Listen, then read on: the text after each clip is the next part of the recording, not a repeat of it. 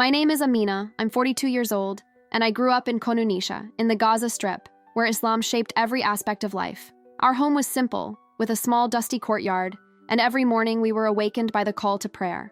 From a young age, I learned to pray from my father, copying his gestures as we turned toward Mecca. My mother taught me to wear the hijab, wrapping it tightly around my face and telling me, "This keeps you close to Allah." Islam was everything to me. Every prayer, every fast, every verse of the Quran was my routine, my world, the only truth I knew. 10 years ago, we left Gaza in search of a better future. My husband, Khaled, and I, with our 2 children at the time, Omar and Illa, moved to Manchester, UK. The beginning was difficult. A language barrier, fear and uncertainty, no jobs, and far from everything we knew. Khaled told me, "Let's go to England. I'll lead a mosque, and our children will grow up strong in their faith." I trusted him, even though my heart was heavy. Khaled had always been a strong man, respected by all. He became the head imam of a small community mosque in Manchester. His deep voice, when he spoke of Allah, made every word echo in the soul. They called him Sheikh Khaled, and I felt proud and secure by his side. In Manchester, our lives changed. I started working as a hospital cleaner, a grueling job that left my hands rough and my back aching by the end of the day. Still, I was grateful to Allah for being able to provide for my family. When I wasn't at work, I took care of the house, cooked, and taught my children, helping them grow strong in their faith. Over time, our family grew. Hannah and Yusuf were born, and we now have 4 children. Omar, our firstborn, is serious and determined, with eyes that mirror his father's. He always wanted to be an imam, studying the Quran with dedication, and said with conviction, "Mommy, one day I will lead a mosque, just like Daddy." Illa, our 14-year-old daughter, is curious and inquisitive. She loves books, history, and science, but sometimes finds it difficult to fit in. Hannah, 10, is shy and delicate, always observing the world with attentive eyes, while drawing whatever her imagination allows. And Yusuf, our 7-year-old, is a constant joy, laughing, running, and asking for stories constantly. They are my life, my reason to fight and keep going. Every challenge we faced in Manchester, every moment of exhaustion or fear, was always illuminated by the love I feel for my family and the hope that, even far from home, we can find faith, purpose, and peace. "Mommy, tell me about the Prophet again," Omar would say, his smile so wide my heart nearly burst with love. Our life was simple and rigorous, but there was beauty in it. We prayed 5 times a day without fail, and I would wake before dawn, kneeling on the prayer rug, whispering my supplications while the house still slept. During Ramadan, we fasted devoutly, and even the children, when they reached a certain age, participated in the tradition. 5 years before we left Gaza, I had performed the Hajj. Being in Mecca, surrounded by millions of people dressed in white, circling the Kaaba, was an experience I will never forget. I cried there, feeling so close to Allah, as if I could touch paradise.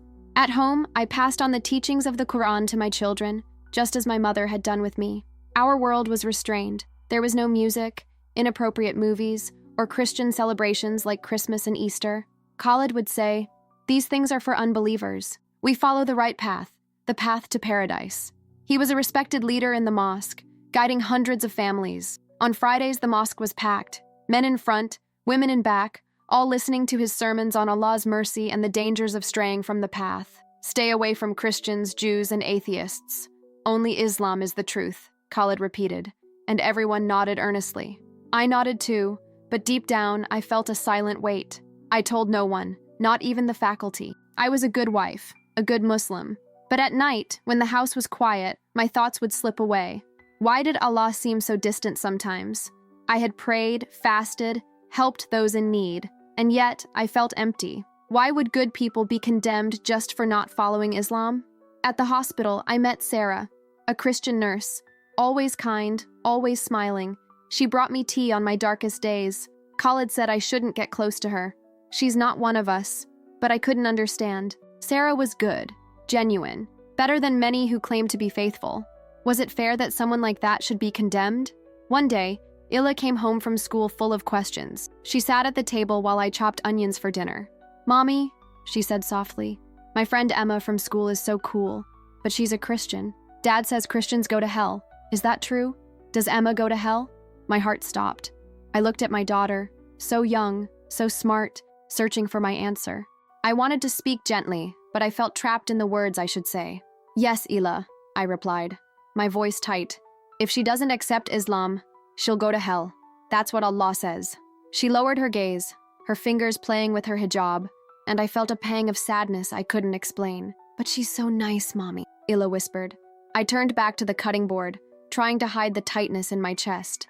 It wasn't about the onions. It was something deeper I couldn't quite put my finger on. I quickly changed the subject. Go help Hannah with her homework, I said. But her question lingered like a stone, heavy and silent. I had to move on. I was Amina El-Masri, an imam's wife, mother of 4, a good Muslim. I couldn't let doubts grow. My life kept moving, cleaning the hospital, cooking for my family, praying with my children. Khalid led the mosque with authority, and I smiled at the women who came to me for advice. Your and Khalid's strength is a blessing to us all, some of them said. I nodded with a smile on my face, but inside I felt a small fissure. Little did I know that this crack was about to open, changing my world forever. On the night of Wednesday, April 3rd, 2024, something happened that no one could have predicted. It was raining heavily in Manchester, and I was exhausted. I'd finished a long shift at the hospital. My hands ached from scrubbing the floor, and my back was heavy. During Ramadan, I'd worked overtime to buy new clothes for the children for Eid. The hospital was chaotic. Nurses rushing about, patients coughing, the smell of disinfectant everywhere. I changed out of my uniform, tightened my coat, and straightened my hijab. Outside, the rain was pouring down, wetting the streets and reflecting the city lights. I needed to catch the bus home, where my family was waiting to break the fast together. I could already picture Yusuf smiling at the sight of the dates and Ela helping set the table. When I crossed the street, the traffic light was still red. I looked both ways and took the first step. Suddenly, I heard a high-pitched screech and tires screeching on the wet asphalt. A car was coming too fast, running the light. My heart raced. I tried to move, but my legs felt like stone. I screamed, "Allah, help me!" The car didn't stop. The impact threw me to the ground, and everything went black. At first, I felt no pain. It was as if I were floating, weightless, looking down at the street. My body lay motionless in the rain, my hijab torn, my coat torn, blood mixed with the water. Paramedics rushed around me, clutching my chest, trying to pull me back. A crowd gathered, some crying, others whispering, "Poor woman." One man said, "The driver was drunk. He didn't even try to brake." I wanted to scream, "I'm here. I'm alive." But no one could hear me. And for some strange reason, I felt no pain or fear. Just a quiet peace washed over me, unlike anything I'd ever felt before. I thought about my children, Omar, Illa, Hannah, Yusuf. Who would cook for them that night? Who would hold them when they were afraid? And Khalid, my strong husband, would he be okay without me? But then something shifted. The air around me grew icy, so cold it felt like it was burning my skin. Whispers began to echo in the void, voices crying, full of sadness and despair. I looked down and a black tunnel opened beneath me, as if the ground had disappeared. A powerful force was pulling me down, and I couldn't resist. I screamed, "No, let me go!" But I was swallowed by the void. I fell and fell, faster and faster. The whispers became screams, piercing and full of pain. The darkness was total, so dense I couldn't see my own hands. The smell was unbearable, smoke, burning flesh, something rotten. My heart raced, and fear suffocated me. "Allah, save me! I am your servant!" I screamed, but all I heard was my own voice echoing in the void. The tunnel ended abruptly, and I fell to the hard ground. My hands braced the cracked floor, my knees ached, and I looked up. What I saw made my blood run cold. I was in a place I didn't recognize, but knew was horrific. It was hell. The black ground was cracked, and red flames rose from the cracks. The heat was so intense it burned my skin, and the smell of burning flesh made me choke. Everywhere I looked, I saw souls in agony. Some were chained to rocks, covered in wounds and burns. Others ran, but the fire followed them, licking at their legs and arms. I heard cries of "help," but no one came to help. The sky above was cloudless. It was thick, suffocating smoke. I tried to breathe, covered my mouth, and stumbled toward something, but the screams hurt my ears. I saw things I still can't forget. An eyeless woman, her face melted, weeping silently. A man with chains around his neck, his hands devoured by flames as he begged, "Give me another chance." I wanted to run, but there was nowhere to go. I fell to my knees, covered my face with my hands, and my heart screamed, "Allah, why am I here?" I prayed, I fasted, I followed your rules. Why is this happening to me? And then I heard a familiar voice, piercing through the chaos, calling my name. Amina! I looked up and my heart stopped. Before me stood Sheikh Ahmed, my father-in-law, Khaled's father. He had died 5 years earlier in Konunich, but there he was, alive, with his long white beard and the powerful presence I remembered from his sermons. He had made everyone in the mosque tremble with his words, preaching that anyone who did not follow Islam was doomed. The warmth was now soft, welcoming, as if every fiber of my body were being embraced. I took a deep breath, feeling a peace I had never known. The golden light enveloped me completely, and for the first time since entering that place, I felt safe. The voices of pain disappeared, replaced by a serene, almost musical whisper. Amen. It was a clear, calm voice that pierced my chest and went straight to my heart. There was no judgment, no fear, only love and truth. Fear not. The truth has always been before you. I guide you to the light, not to the darkness. My heart raced, a mixture of fear and relief. The memories of the fire, the flames, and the screams still burned in my mind, but something inside me knew I had been taken from that place. A sense of clarity washed over me. Every lie, every fear I'd been taught, every suppressed doubt, it all began to melt away in the light. Then I realized it wasn't just about me. It was about my family, my children, Khaled. Everything I had lived for, everything I had prayed for and followed, needed to be reconsidered in light of this truth I now felt. This moment wasn't just a warning, it was an opportunity, a chance to see beyond the shadows, to see clearly the true path. I took a deep breath and whispered, almost in disbelief, "Show me the way. Show me the complete truth." The light responded, enveloping me in warmth and certainty, and for the first time, I felt that nothing I had known in the earthly world could compare. There was no doubt, no fear, only the presence of something greater than I had ever imagined. It was as if the world had transformed into an eternal dawn, a sunrise that knew no end. The light was warm, alive, enveloping me completely, as if embracing me, holding me tightly enough for all fear to vanish. My heart was still pounding, as if I'd run a marathon, and I looked around, trying to understand where I was, but there was nowhere, and yet there was everything. The light came from everywhere, with no clear source, pulsing around me, alive, breathing with me. For the first time in my life, I felt a love I didn't know, a love that came from no one I'd ever known. Not my parents, not my teachers, not my children. It was a love that couldn't be measured in words, in gestures, in human affection. It was immense, infinite, absolute.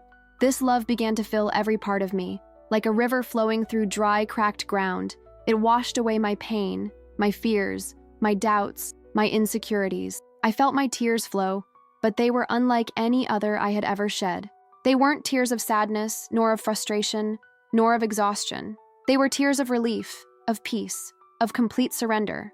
For the first time, I felt safe, sitting in the lap of someone who knew exactly who I was and still loved me without limits. And even without understanding the place, even without knowing where my feet were, I felt I was home. Then, in the midst of this light, something changed. A shape began to emerge, a figure walking toward me. My breath caught for a moment, and a mixture of awe and fear ran down my spine. It was a man, but no ordinary man.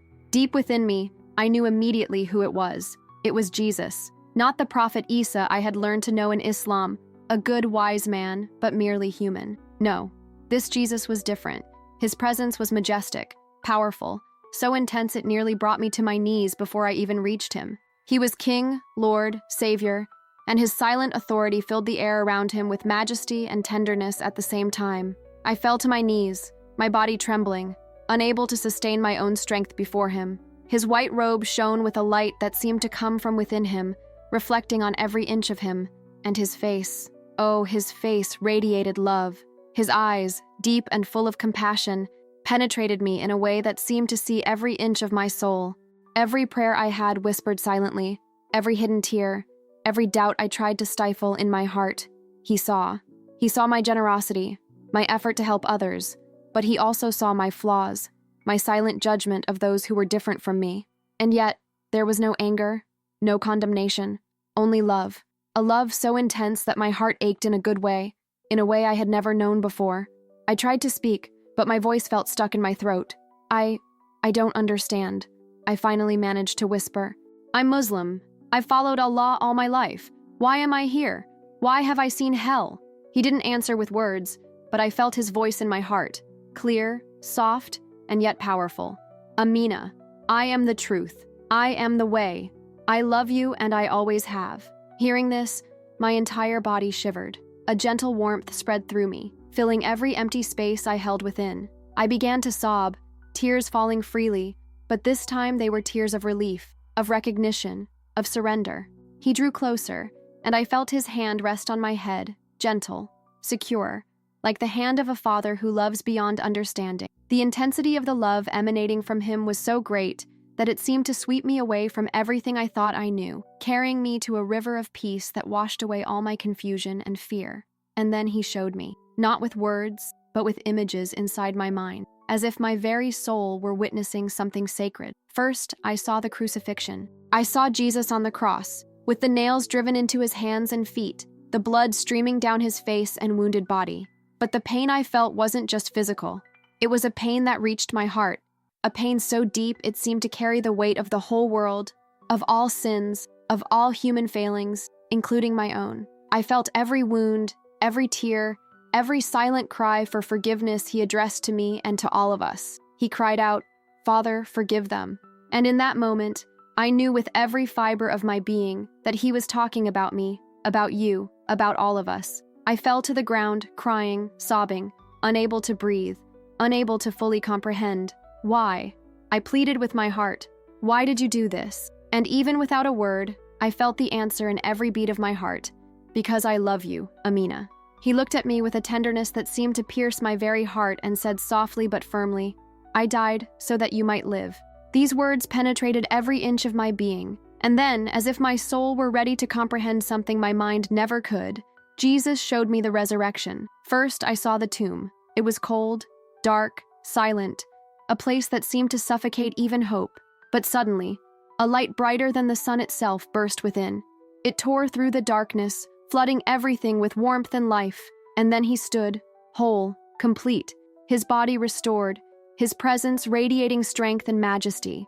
It was Jesus, resurrected, truly alive.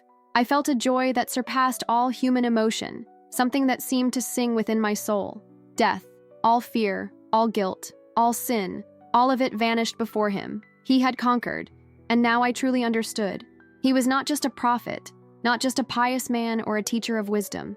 He was God incarnate, the Savior who loved us deeply, sacrificially, without measure. My memories of Islam flooded back, the words I had learned, that Jesus never died, that another suffered in his place on the cross. But in that moment, all that shattered. I knew, felt, understood. Jesus died for me, rose for me, and that transforming love was there, before me. He was not history or theory, he was living reality. And then, he showed me something even more profound, the Trinity. Before, I had feared this, thinking that believing in three persons in one God was wrong, that it was shirk, a mortal sin, but it wasn't. Jesus made me feel the perfect unity between the Father, the Son, and the Holy Spirit. I saw the Father's love, steadfast, constant, and unbreakable, the Son's sacrifice, giving himself for us with pain and joy, and the presence of the Spirit, guiding, comforting, whispering truths into our hearts. They were not three gods, but one, and every aspect of their love was complete, pure, and eternal. My heart felt small before this magnitude, but so loved that I could hardly contain my emotion. Then Jesus led me to an even deeper revelation about what I had believed all my life. He took me to a cave, silent and dark, and there I saw the Prophet Muhammad receiving the Quran. But something was wrong. The being who spoke the words to him was not an angel as I had been taught. It was a spirit of darkness disguised as light, a deceiver who whispered lies. I felt the weight of deception in my stomach, how fear, rules, and rituals had imprisoned so many souls, keeping them from the truth, keeping them from God's love. I saw clearly the pillars I had followed all my life: prayer, fasting, Hajj, charity, faith. But before the light of Jesus, they seemed like empty, cold boxes, incapable of containing God's love. I saw Mecca, the Kaaba, the place I loved so dearly, but now I realized the shadow that loomed over it, the weight that suffocated hearts. Then I heard Jesus' voice in my heart. This is not my way. I am the way. He made me realize the hijab I had worn since I was a girl, the symbol I believed protected and sanctified me. But now, in his light, it was just a chain, a lie that kept me from his love. I touched my head and felt shame, deep, heavy. All my life, I had thought I was right, but I had been so wrong. Then Jesus showed me hell again, with souls suffering, crying. I felt every scream, every regret, every despair, and I thought of my father-in-law, Sheikh Ahmed, burning, begging me to save Khaled. My heart broke into 1,000 pieces, and I cried like never before. But then he showed me my children, Omar, Ila, Hannah, and Isef, and I saw 2 futures before me. At first they remained Muslims, following the path I taught them. Omar became a rigid imam, his heart empty, though full of rules and discipline. Ila married a man who wouldn't allow her to learn or think for herself, and her inner flame slowly faded. Hannah and Isef grew up in constant fear, desperately trying to please Allah, but never feeling love, never feeling acceptance. In the second future, I saw the transformation Jesus could bring, but he hadn't yet fully revealed it to me. I only felt hope pulsing, a silent promise that it wasn't too late to change, to guide my children to the true light, to break chains I myself had never perceived. They died one day. I saw them again, but this time in a place of darkness, and the scene tore at my soul. Omar, Ila, Hannah, and Yusuf cried, their small, desperate voices echoing in the void. "Mommy, why didn't you tell us? Why didn't you tell us about Jesus?" My heart shattered into 1,000 pieces, each fragment burning with a pain no words could describe. I screamed, my entire body shaking, feeling as if the universe were collapsing inside me. "No, not my children. They can't be here." The tears flowed freely, burning my skin and falling like rain, mingling with my sense of utter helplessness.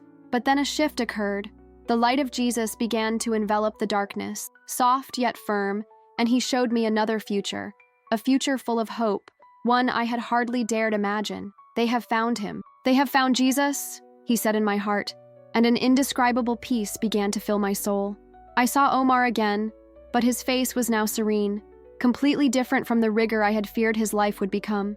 His eyes held no rules or judgments, but brightness and tranquility, as if he had finally discovered something greater than himself. Layla, my sweet daughter, sat reading the Bible, her eyes sparkling with a joy I had never seen before.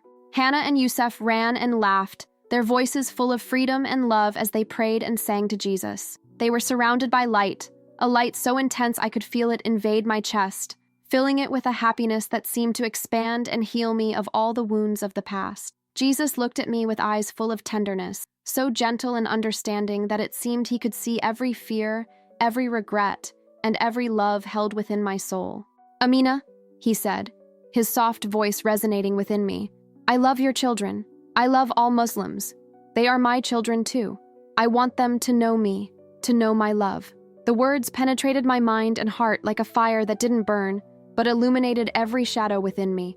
I nodded, tears streaming down my face, but a doubt still gripped my chest. How? How can I do this? I taught them to follow Islam. I called Omar Imam. I taught them the pillars. They won't listen. Then Jesus touched my face, and I felt a supernatural strength fill me, a warmth that came from within, a courage that wasn't mine, but his, enveloping me completely. "Go back," he said. "Tell them what you saw. Tell them I am the way. It won't be easy, but I will be with you. I will never leave you." His words took root in my heart like a living flame, burning and healing at the same time. I knew, without a shadow of a doubt, that I had to return. I had to tell the truth, even if it cost me everything I knew and loved. The light around me slowly began to fade, but the warmth of Jesus' love remained, firm and unwavering in my heart. His voice echoed like music within me. "Come back, Amina. Tell them I am the way." I wanted to stay there, in that place of peace and certainty, holding on to every speck of light that touched my soul. But I knew I couldn't. My children needed me. Khalid needed me. I needed to tell the truth. And then, I felt something indescribable. A tug, as if I were being sucked back into my body, gently but forcefully ripped from the embrace of eternity. Suddenly, the golden light disappeared. I heard a familiar, high-pitched beep. I opened my eyes and saw a hospital room. The ceiling was white and clean, and the smell of medicine mingled with the heavy air. Machines beeped around me, each sound reminding me that I was alive. A sharp pain shot through my chest, reminding me that my body still belonged to this world. I tried to move, but my muscles weighed tons. I looked down, tubes attached to my arms, bandages on my head. My hijab was gone, and my hair was plastered to my forehead, drenched in sweat.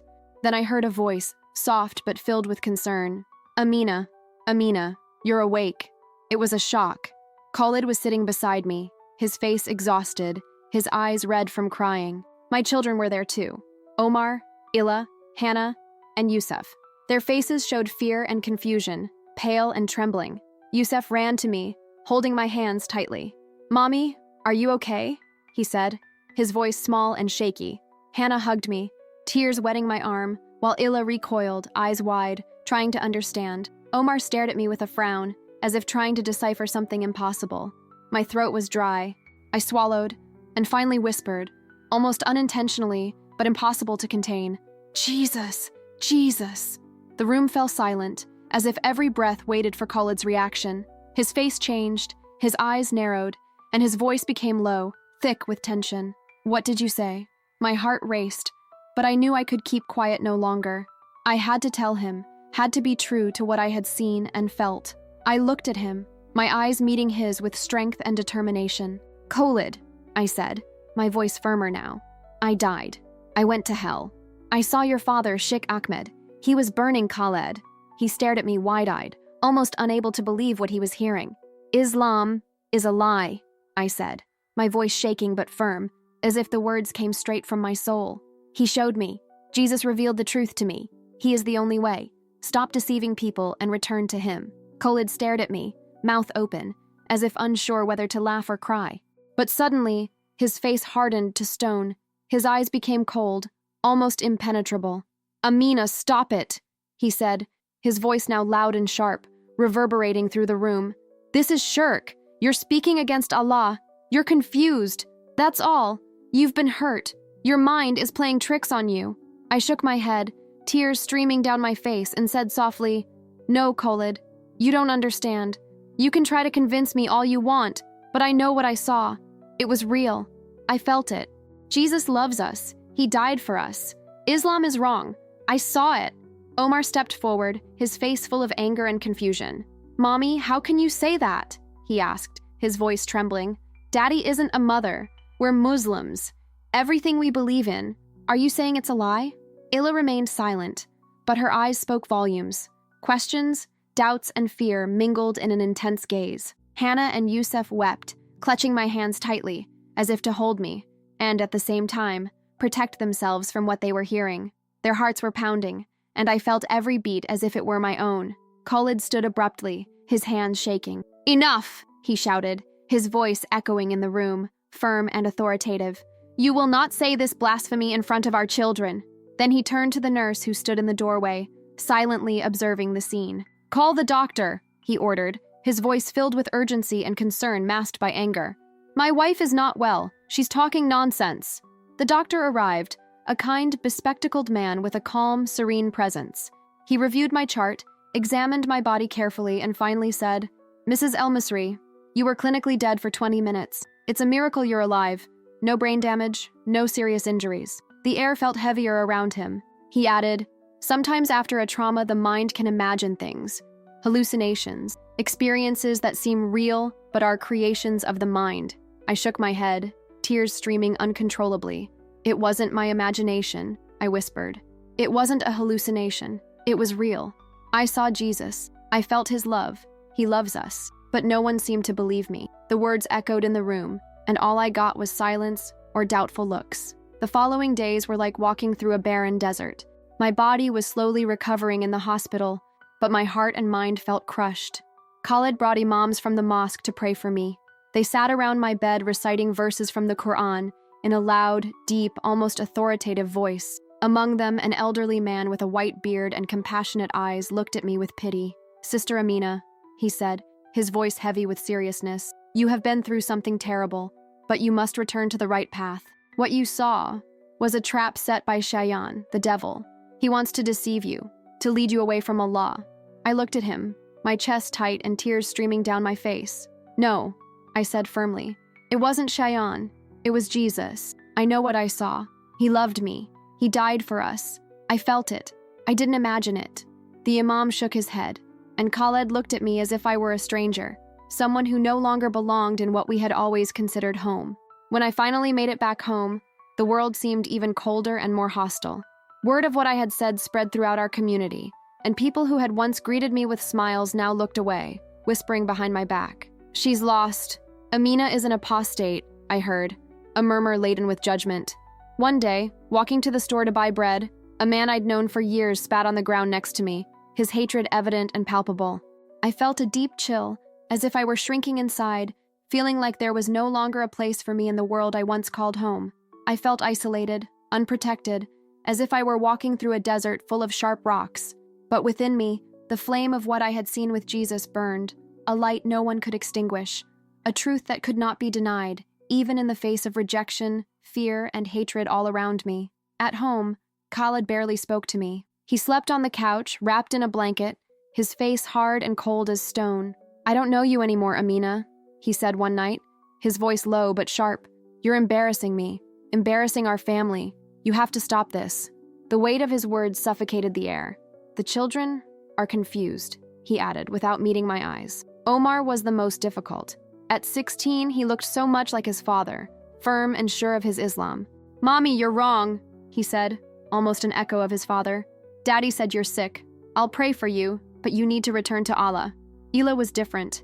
She approached me one night when Khalid was at the mosque. Her eyes shone with a mixture of fear and curiosity. "Mommy, is it true?" she whispered. "Did you really see Jesus?" I nodded, my heart pounding. "Yes, Ila," I said, holding her small hands. "He's real. He loves us. He showed me the truth." She looked at me, trying to decipher every line of my face. "I don't know what to think," she said.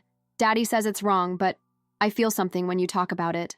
I hugged her, feeling the weight of the world in my arms and tears falling into her hair. "Pray, Ila," I whispered. "Ask God to show you. He will reveal the truth to you." Hannah and Yusuf didn't understand everything, but they felt the tension. They clung to me, confused and scared. "Mommy, why is Daddy mad? Why are people mean to you?" they asked, their innocence tearing at my heart. One night, while I was preparing dinner, I heard a loud crash. I ran to the window and saw the broken glass, pieces scattered across the floor. A rock had been thrown at our house. Tied to it was a note written in red ink: "Apostate, go away or die." I fell to my knees, hands shaking, my heart frozen with fear. Khalid came in, saw the note, paled, but didn't come over to comfort me. Instead, he pointed his finger and said with pent-up anger, "It's your fault, Amina. You brought this on us. You need to stop talking about that Jesus nonsense, or they'll hurt us all." "Cold," I murmured, heartbroken. "I can't stop. It's the truth. Your father told me to save you. Jesus told me to tell you. I can't lie about what I saw." He slammed his hand down on the table, his voice a roar. "Enough. I won't let you destroy our family. If you don't stop, I'll take the children away. You'll never see them again." That night, lying in bed, my pillow soaked with tears, I whispered a prayer. "Lord, help me. I'm trying to obey, but it's so hard. Khalid doesn't listen to me. My community hates me. I'm losing everything, but I can't turn away from you. Please give me strength." I felt a gentle warmth in my heart, as if Jesus were there, holding me, assuring me that I was not alone. I knew, with a certainty that overcame my fear, that I couldn't give up. I had to keep going. For my children, for Khalid, for all those who didn't yet know the truth. But the weight was immense. I felt so alone, so small in the face of hatred and rejection. Manchester could no longer be our home. My heart was broken, but I knew I had to leave, take the children away from the anger, the threats, and the pressure of the community.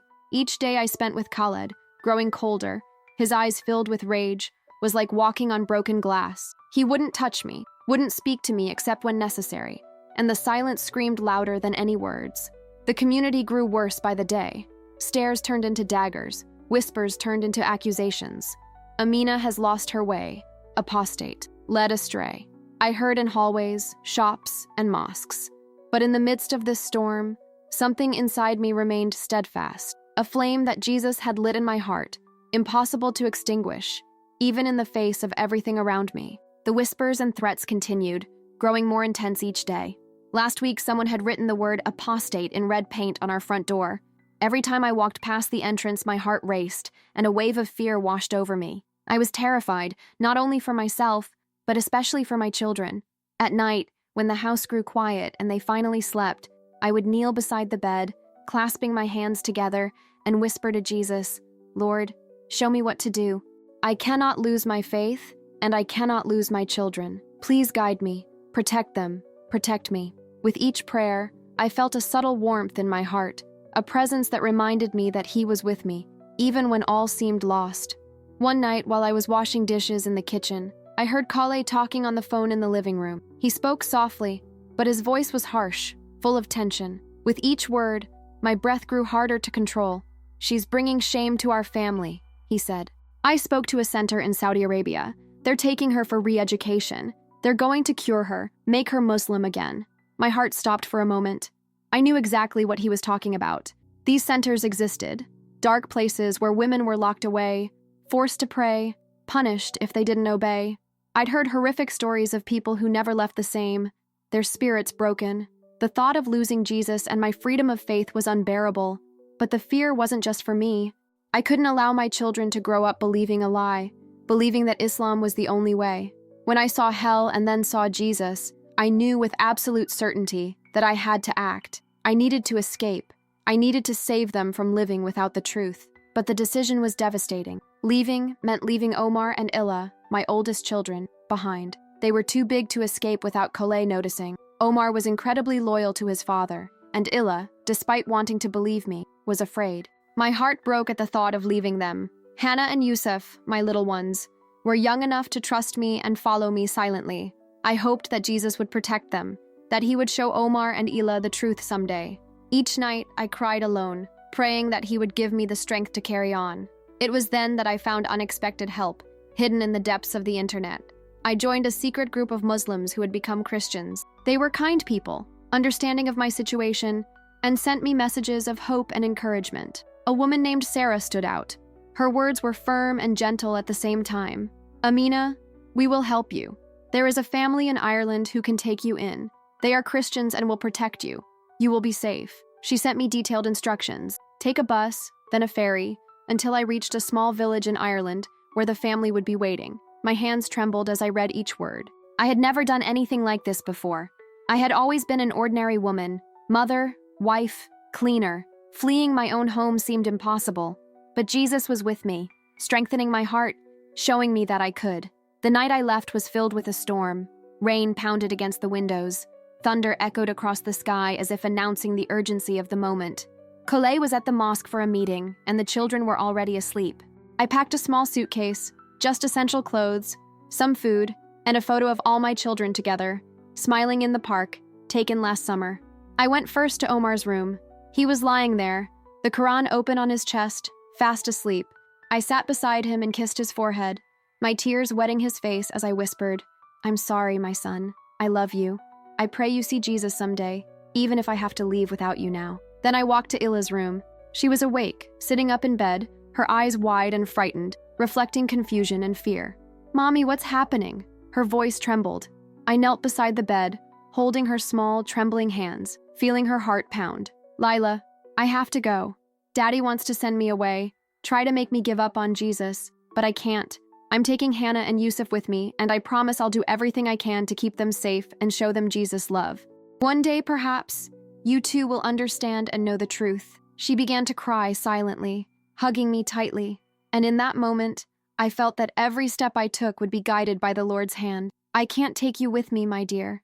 It's too dangerous, but I need you to know that I love you more than anything. Please keep asking questions. Keep seeking Jesus. He is the truth, and he will never abandon you," I whispered, trying to keep my voice steady, even though my heart was breaking. Ila began to cry, hugging me with all the strength her small body could muster. "Mommy, I'm scared," she whispered between sobs. I held her tighter against my chest, feeling every beat of her heart and letting my own tears flow. "I know, my dear, but Jesus will protect you. I will pray for you every day. Never forget that." I kissed her forehead again, my heart aching, and then stood. Each step out of the room felt like it ripped at my soul. I woke Hannah and Yusuf, whose eyes were still sleepy and dazed from the night's movement. "Let's go, my loves," I whispered. "Stay very still." They nodded, trusting me without hesitation. I wrapped them in heavy coats, and we slipped silently out the back door. The cold rain pelted us, soaking our coats and hair, but I held tightly to their hands, feeling my determination grow with each step.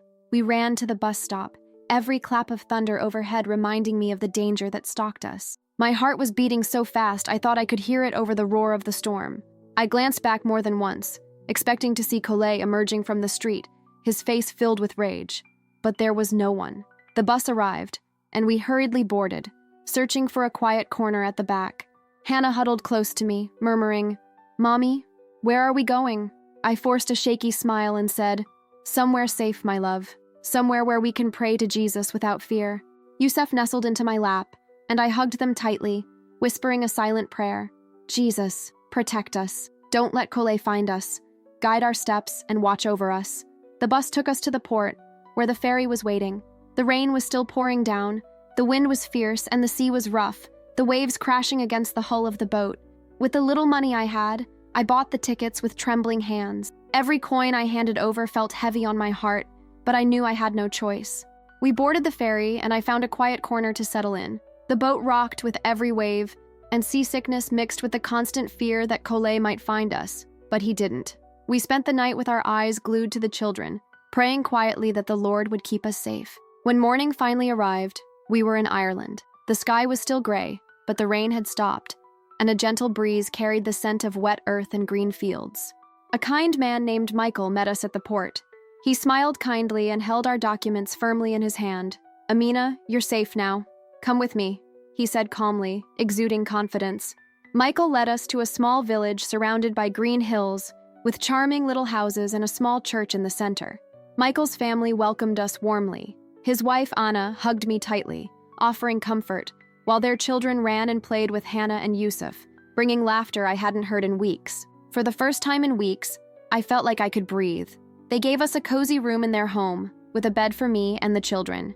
It was simple but safe, and for the first time, I felt a sense of peace I hadn't known in a long time. Little by little, I got back into my routine. I went back to work as a cleaner, this time at a local school. The work was hard, but the people were kind and didn't judge me for my past. I found the courage to enter the community church, a modest little place with wooden pews and a cross on the wall. The first time I went, I took off my hijab, feeling my hands tremble as I let my hair fall loosely over my shoulders. It was strange to feel so exposed, but at the same time, it was liberating. For the first time in a long time, I felt truly free. Free to live my faith, to teach my children to pray, and to trust that Jesus would continue to guide our steps, no matter where we were. It was as if a huge weight had been lifted from my shoulders. For the first time in months, I could breathe without fear, without tension. I sat in the small village church, surrounded by kind people who welcomed me, and my voice rang out clear, loud, steady, no longer a fearful whisper, but a genuine expression of gratitude. Thank you, Lord, for saving me. Thank you for protecting my children and showing them the way. The peace I felt in that moment was almost physical, as if a light had invaded my chest and calmed my shattered heart.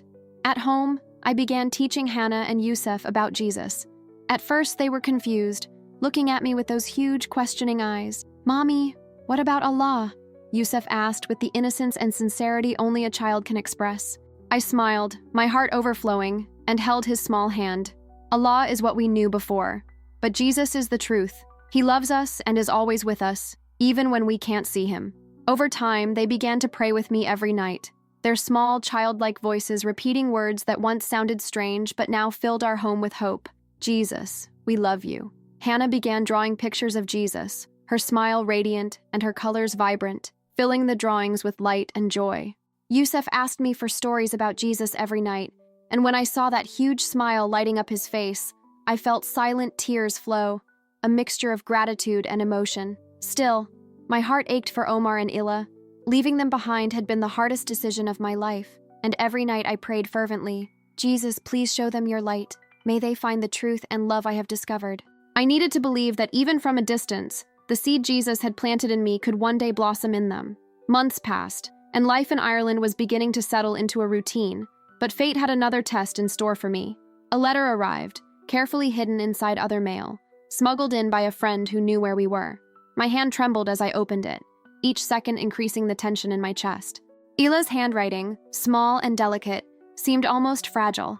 "Mommy, I can't stop thinking about what you told me. I found a Bible at school and I've been reading it in secret. I feel something real, something I've never felt before. I think I believe in Jesus, but I'm so scared." The next words cut me like a knife. "Daddy found out I'm asking questions. He's so angry. He's sending me to Canunas to marry a harsh man, someone who will fix me. I don't want to go, Mommy. I want to be with you. Help me. I love you." My heart stopped. I reread the letter over and over, each line searing my soul, mixing fear, despair, and a hope I couldn't ignore. My daughter was seeking Jesus, but she was in danger. Calais planned to strip her of everything she loved and force her to conform, to snuff out the faith that was beginning to grow within her. I fell to my knees, clutching the letter as if it were her very heart, my voice breaking with sobs. Jesus, save her. Don't let them take her from you. I felt a silent determination fill my being. I couldn't lose Illa. Not like this.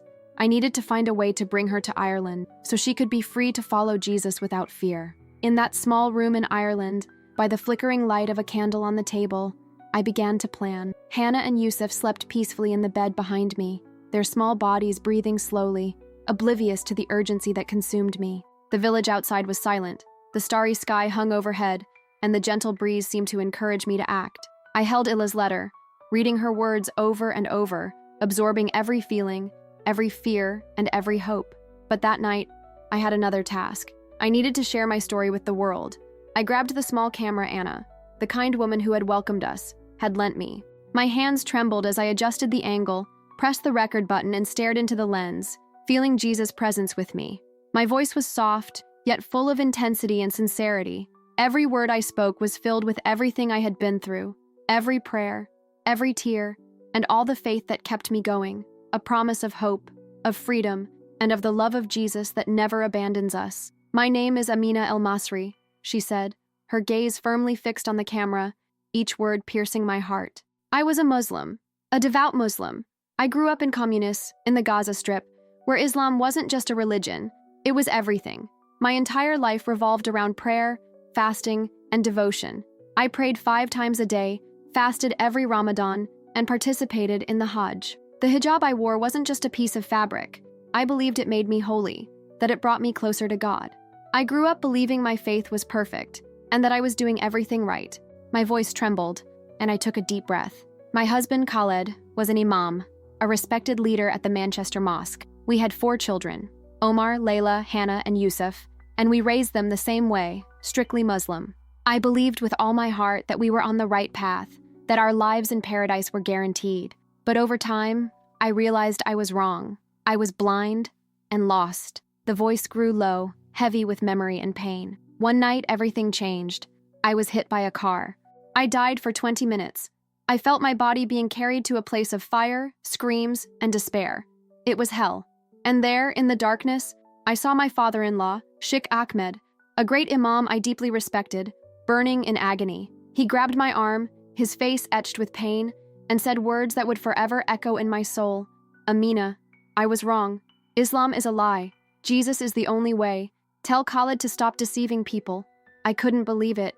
Everything I knew, everything I believed in, was crumbling before my eyes. But then, a light appeared, a golden light, full of love, that enveloped me, and I saw Jesus, not just as someone I'd heard about in books or stories, but he was there, before me, alive, majestic, and with a love I'd never felt before. Tears began to stream down my face as he showed me his life. I saw his crucifixion, the nails in his hands, the blood streaming from his face, and I felt his pain as if it were my own. But I also felt his love, a love that encompassed not just me, but all of us. I saw his resurrection, the complete victory over sin and death, and I understood that he was God, the Savior, the only way. Jesus showed me the truth about Islam, that it was a trap, designed to lead people away from him. All the prayers, fasts, rituals, and pilgrimages I had followed were empty without him. And then, he showed me 2 possible futures for my children. One future where they remained Muslims, lost, far from the truth, weeping in hell, and another future where they met Jesus, radiant, full of joy in heaven. With a trembling voice, he said to me, Amina, I love your children. I love all Muslims. Go back and tell them that I am the way. My throat tightened, and my voice dropped to a whisper as I finished. I ask that you pray for Illa. I ask that you pray for me, that I may save her. And if you have found Jesus, share your story. Let others know his love. May they too feel the peace he brings. I stopped recording, my hands still shaking, feeling a deep peace, but also an urgent fear. Illa needed me, and I knew, with every fiber of my being, that I wouldn't stop until my daughter was safe, free to follow Jesus and experience the love I had finally known.